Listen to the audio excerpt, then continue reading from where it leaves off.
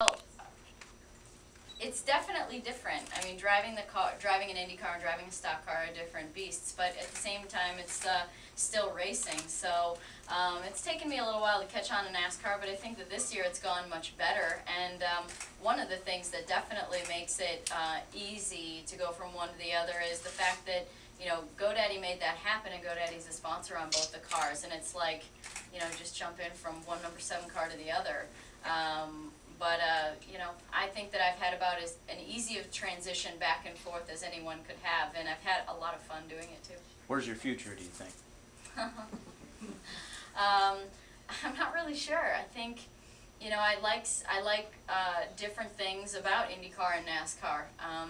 You know, just purely driving an IndyCar is really amazing. It does things that you can't believe.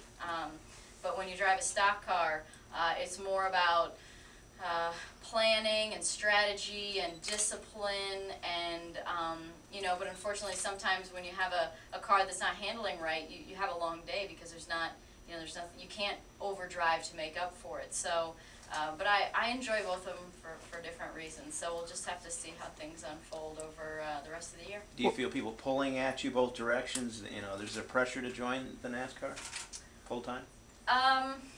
You know, there are people that want me to race in NASCAR, and there are people that want me to race in IndyCar. So that's, I guess that's just kind of the normal, you know, push and pull of being in both of them. But it's a pretty darn good problem to have. What kind of strides have you made in the NASCAR this year? Well, my finishes are better, that's for sure. Having a 4th at Vegas and then coming back for the one race that I did a couple weeks ago in Chicago and being in the top 10 there was a nice way to come back after being gone for a few months. And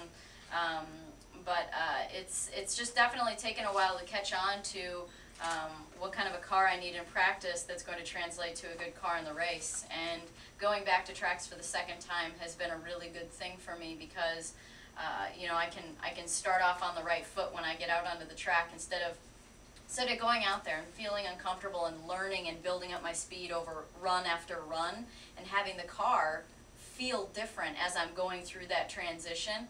Usually when I start it feels loose, and then by the time I get up to speed and I'm doing the right thing, all of a sudden it has a big push. And so you spend the whole practice sessions kind of going back and forth with the race car just because I'm still learning about the track. But being at the track for the 2nd time takes that away and allows me to work on the race car.